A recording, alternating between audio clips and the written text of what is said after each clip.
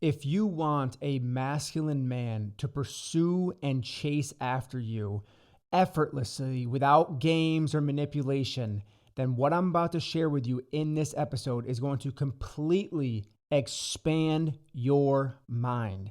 You must understand that these things that I'm sharing with you is to inspire the pursuit of the right masculine man. You don't want to try to do this with a man who's not really into you, or maybe you're not really that into, because it won't work. In a healthy context of the masculine and the feminine, this will work flawlessly. But you must execute and embody the things that I'm about to share with you. So by the end of this episode, you will have a great understanding of practical ways that you can integrate and embody your femininity in a way that makes you irresistible to the right man to pursue after you. Okay? So number one is to lean back and let him lead. Let me say this one again, because this one's super important. Lean back and let him lead. Okay? But you may be thinking, well, if he doesn't step up, then I'm going to have to do it all. So whether you're single or in a relationship right now, you really need to understand that the masculine nature of a man is to pursue and lead. So when you are the one that is always planning, initiating, setting up all the details of everything, giving him direction, solving his problems, doing all of these things, you are operating primarily in your masculine energy, which doesn't allow him any space to be the masculine and lead in the relationship. It also doesn't allow him any space to pursue after you, because you are the one that is always doing the pursuing. So if you want to be pursued, you have to take a step back and allow him to step up and start leading. Number two is embody playful and lighthearted energy. Something that's very inspiring to a man is a woman that is very playful and lighthearted. Now, if you're holding on to unresolved pain from your past and things that have hurt you and shut you down emotionally, it's going to be very hard to be playful and not rigid and tense, because unconsciously you're still saying to yourself, I don't trust men. I don't trust that they won't hurt me. And maybe this even could come from a mother wound who was really critical and hard on you. And I hear a lot of women that go through this, right? They have the mother that was hovering, judgmental, critical, hyper masculine herself, which made that little girl, which could be you if you're a woman listening to this, very tense and rigid because you could never get it right in mom's eyes, right? So now what happens is you enter a relationship, or you're trying to enter a relationship with a masculine man, but because you have this unconscious pattern ingrained in you, you don't trust masculine men to lead, which causes you not to be able to be playful and lighthearted and feminine, which causes you to then probably attract feminine, flighty men who don't lead, who don't provide, who don't pursue, because that is what happens. That is the world of attraction. When you're embodied in this constant operating in your masculine energy as a woman, you're going to attract feminine, passive, flighty, indecisive, non-committal men. So as you shift that in your body and you heal that pain, you'll notice that you feel more playful, you feel more vibrant, you feel more irresistible, right? But it takes a process to go within yourself to learn how to feel safe in your body, to let go of that pain that you've been harboring and carrying for so long. You can always tell when a woman is living in survival mode because she will be the one doing it all. She will be superwoman, right? She will be burned out, exhausted because she's overextended herself, because she is constantly over functioning, right? Which leads this woman to feeling a lot of resentment. She is tired from being the leader and the one that's always in charge and solving everyone's problems. You want to know why? Because she gets her femininity abandoned. So when you've abandoned your femininity as a woman, of course you're going to become bitter and resentful And it's going to show. It's going to show in the way you communicate, your tone. It's going to show in your body language, being tense and rigid. It's going to show in your facial structure because you're going to look stressed out and worried and uptight all the time. And guess what? A man doesn't want to pursue that. The hard truth here is a masculine man doesn't want to pursue a woman who is constantly stressed out and chaotic and worried and fearful. Because that seems to him like it's going to be a lot of work to pursue that type of relationship. Okay. Number 3 is to stay mysterious and don't overshare. I know this may be hard for some women because I know you love details and I know you love to express yourself. But what really works here and why this works is mystery keeps a man engaged. If you just tell him everything about you and every little detail, he doesn't have anything to learn. He doesn't have anything to pursue here.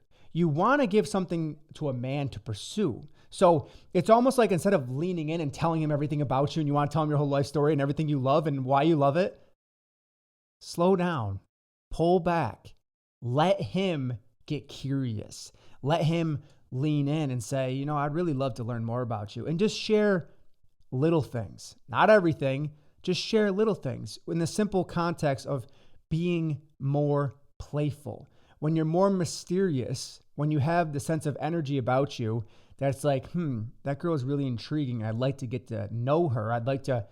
What he's really saying is I'd like to pursue a relationship with her. That is really the sweet spot of where you want to be, okay? Number 4 is express your desires, not your demands, okay? So that looks like learning how to communicate more from your feminine energy. And a lot of women, what they do is they're actually unconsciously communicating from their masculine energy, making demands, solving problems, making the decisions, making the plan. They're communicating heavily from their masculine energy because this is the energy that they feel really comfortable in because they're self-protecting. A woman that operates primarily in her masculine energy who doesn't feel safe is a self-protective trauma response mechanism that she has developed from years of being hardened. So expressing your desires, sharing things that you would love, not being demanding, not being critical, not being judgmental, not being cold is really what it comes down to, is bringing more warmth into the conversation. So you really want to focus on using a more soft, inviting, loving language versus a cold, hardened, demanding context. A man wants to pursue a woman who is soft and warm and feminine. Now, if you don't know how to do that and you've been very conditioned to be very protective and rigid, then that's going to be very difficult to communicate like that because it's going to come across as inauthentic. What men find attractive is an authentic, confident, feminine woman. Okay, so it's really about learning how to connect deeper to your heart, let go of the pain, and open to your desires. And then you learn how to express from that place. Okay, and when you do that properly, it is very effective because it allows the man to be like, yeah, I want that. I would love to pursue that. Okay, so let me give you an example here. I'm going to give you two examples. A woman named Sarah who has the successful career job. She's been working there for 15 years. She's been single for 5 years. She can't seem to attract a strong masculine man, right? All she seems to attract is these beta type males who are leeching off of her energy. They want her to make the plans, to organize the dates, to reach out, chase after him. They're basically wanting her to be the man, to be the masculine. But deep inside of her, although she's been operating in the masculine energy her whole life pretty much, and especially as she's gotten older, more responsibilities, kids, bills, etc., all the stuff, the more she's tacked on all of these life responsibilities, the more it's pushed her into this masculine energy. She keeps polarizing and attracting to her these feminine males who just want her to basically be their mother, right? To be their leader because they lack the masculine energy. So they attract that and they want that in a woman because he doesn't have it in himself. So Sarah, the successful corporate woman of 15 years keeps attracting these guys that she doesn't really like, because deep inside of her, her feminine heart is yearning to be held, to be supported, to be led, to be loved. And that's completely natural for a feminine woman. So as Sarah begins to soften up, first of all, soften up her body, soften up her tone, soften up her language, she starts to notice that the quality of men that she is attracting are much more confident. They're much more assertive. They're much more grounded. They're much more desiring to pursue and provide and lead. And then she starts thinking to herself, something I'm doing here is different. I am showing up in a more soft, playful, feminine way. And because of this, ding, ding, ding, the men that are coming into my orbit, or my feminine field, if you will, are much more masculine, because masculine energy is attracted to feminine energy. Let me say this one more time. Masculine energy is attracted to feminine energy, because it's in the world of femininity where he finds nourishment.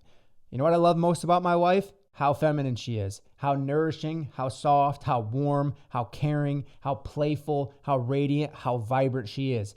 Now, she does specific things to work on herself to bring out her femininity. And if you'd like me to create more content around this and you're watching on YouTube right now, put it down in the comments right now of what you would like to learn more about femininity. And I'll take that into consideration to create some more content around that. But my wife does specific things, and she's done a lot of specific things, including healing, to let go of that shame and guilt that she carried. And she was very independent when I first met her. And there's a whole story behind that. If you'd like to hear more about that story, you can also put that down in the comments.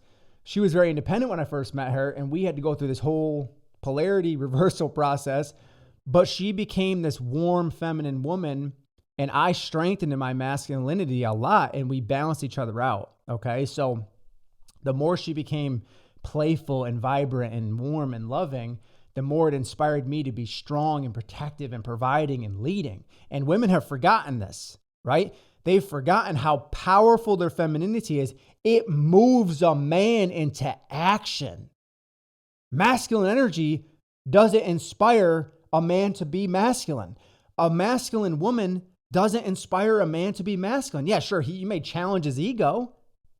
You may compete with him, but he's not going to want to be intimate with you. He's not going to want to pursue a relationship with you if you're doing it like a masculine man would.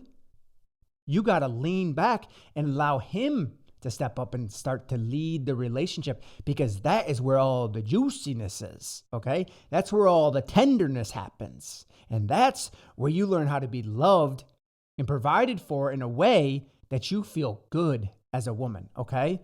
The next thing, number 5, is to nurture yourself first. Now, I'm sure you've heard the silly analogy, which is a good analogy, of being on an airplane. The plane starts to go down. You got to put your oxygen mask on first before you can help other people. In the world of femininity, a woman that takes care of herself, who isn't burned out because she's overgiving, overdoing, overfunctioning, a woman who isn't burned out, and she actually connects to her heart and her body and her radiance, it shows in her aura. Let me just say this again. A woman who isn't burned out, pay attention now, a woman who is not burned out, always stressed, always on the go, always doing everything for everyone, but depleted herself, because we've all seen women like this, and maybe you're one of them right now. A woman who is not that, and she prioritizes her health and well-being, and don't sit there and say, well, I'm single, I got to do this.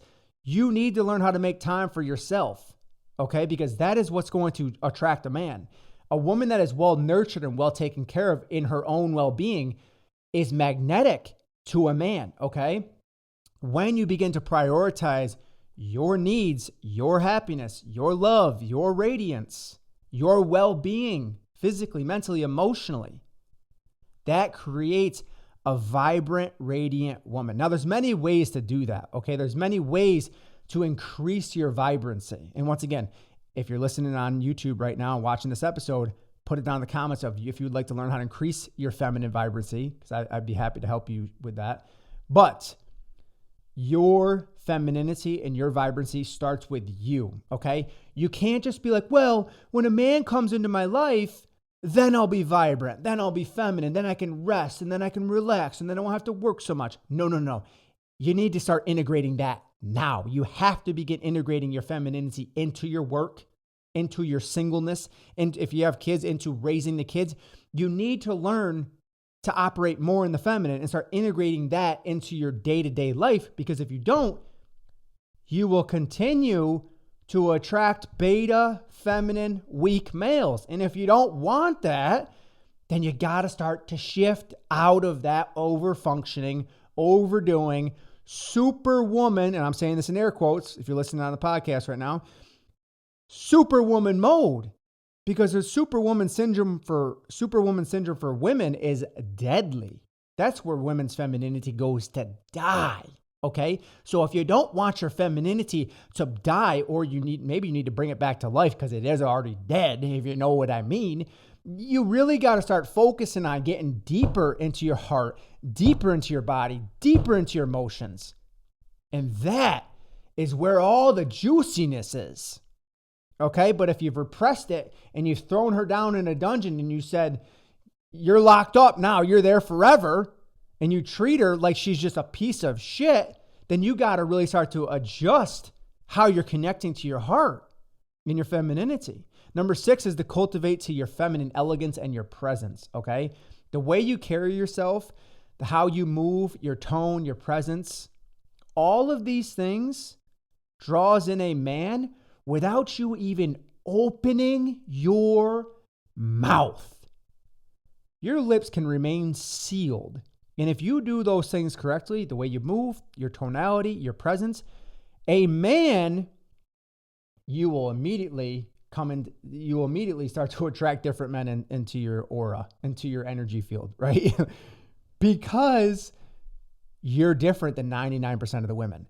99% of the women don't know how to embody their femininity. How do I know this? Because I've been doing this for 10 years and I've worked with thousands of women on this, especially me and my wife have at this point as well.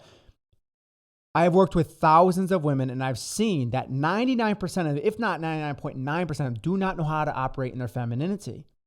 Okay? But there's a much, much more effective way to do it, right? There's a more effective way by adjusting your tonality to be more feminine, by adjusting the way you move your body, how you open, how you flow. It all makes you magnetic without even saying a word. This is called creating effortless attraction, walking with confidence, the way you're carrying your body, how you make eye contact, the way you draw him in. It's almost like creating this like flirtatious, mysterious energy, the mysterious woman, right? And that is really what makes a man interested in you, to want to chase you, to want to pursue you, okay? Number 7 is to let him earn your energy, okay? If you want to be a woman who is cherished and pursued, you need to learn how to value yourself, okay? You will naturally filter out men who aren't willing to step up when you prioritize yourself and you make a man earn your energy. So when you start overgiving and overdoing and overfunctioning, overinvesting yourself, you are putting yourself below him. You're no longer the prize. And a man wants to pursue a woman who he views and perceives as the prize, okay? And I'm not telling you, please don't take this as this advice. I'm not telling you to be arrogant, okay? I'm not telling you to be cocky. It's a subtle confidence that a woman embodies where a man is like, I find that to be the prize. Once again, this all goes back to being the right man, a healthy masculine man who aligns with you and you align with him. You have the same belief systems. You have the same core values. These are all really important as you develop a relationship, right? But if you let a man earn your energy, he will see you as a prize and he will continue to want to pursue you, okay? My wife does this very elegantly and she continues to do this, and I don't even think she knows that she does this. She just positions herself in such a way that makes me want her. I love to pursue after her. This doesn't mean that she doesn't initiate with me sometimes and show me love and affection, because I love when she does that. But as a masculine man, I want to pursue my wife's energy because that's what feels good to me. My nature is to hunt, is to go after it, to take action, to execute, to solve problems. And she is a big motivating factor for all of that. Okay. So thank you for listening to today's episode. I would love to know what resonated the most with you. If you're watching on YouTube, drop it down in the comments right now. Make sure you like, subscribe, and all the good stuff to my channel. I appreciate you being here. And as always, stay open, stay grounded, and stay connected to that powerful source within you.